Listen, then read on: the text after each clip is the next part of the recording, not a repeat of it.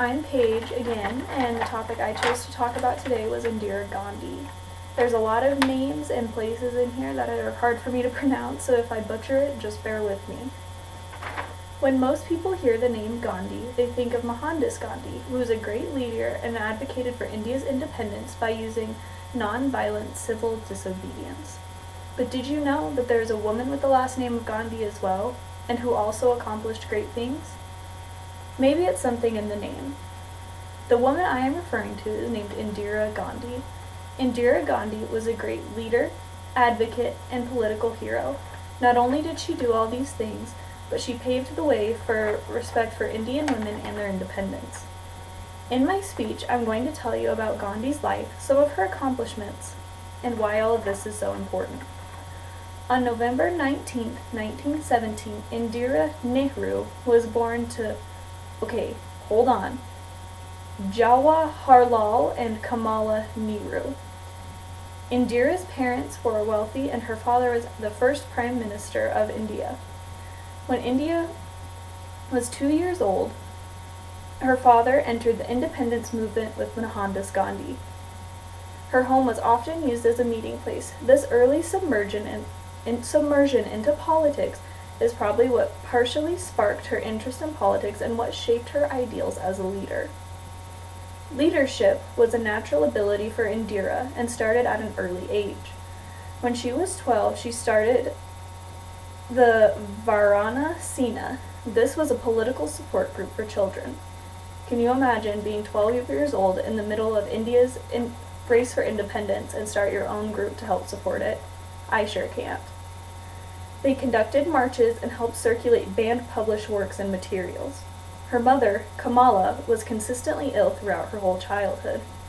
In 1934, tuberculosis took Indira's mother. Indira was only 17 years old at the time, but she knew she had to push on.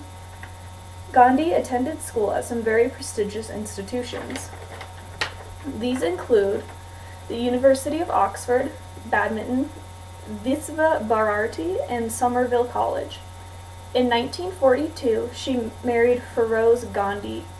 Indira, who had met Feroz in her travels around Europe and the United Kingdom.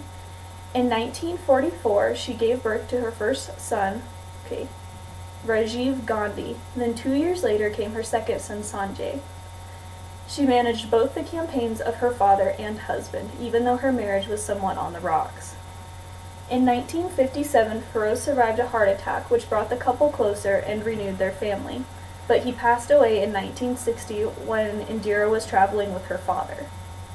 In 1959 and 1960, Indira was elected president of the Indian National Congress. She was also her father's right-hand woman. Indira's father passed away in 1964, and Indira began running for higher cabinet seats. After her father passed, a new prime minister named Shastri was elected. When Shastri died in 1966, it was up in the air who would replace him.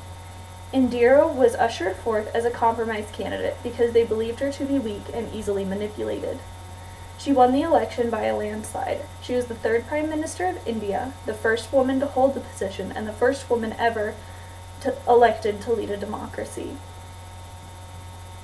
Unfortunately, she served 3 consecutive terms before she was unfortunately assassinated by one of her bodyguards. They were wrong when they said Indira would be easily manipulated, and they called her a doll.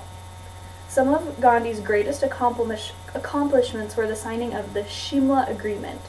She also deeply wanted to resolve poverty and started the Green Movement. This increased and diversified crop and food exports while creating new jobs and creating more food for the impoverished.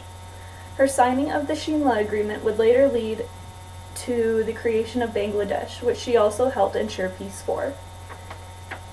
She also made peace with the Soviets in signing the Indo-Soviet Treaty of Peace, Friendship, and Cooperation. She nationalized banks and conducted the first nuclear test in Pokhran. Not only did she do all this, but she set in motion a higher respect and level of independence for Indian women. Indira Gandhi, throughout her upbringing and hardships, stood strong and left a footprint on this earth. She helped shape India and made peace in other countries, which paved the way for strong Indian women like herself. Her legacy has lived on long after she passed, and we should all hope to leave our own legacies behind. So next time you hear someone talk about the great Gandhi, ask them which one. My sources were biography.com and the New World Encyclopedia.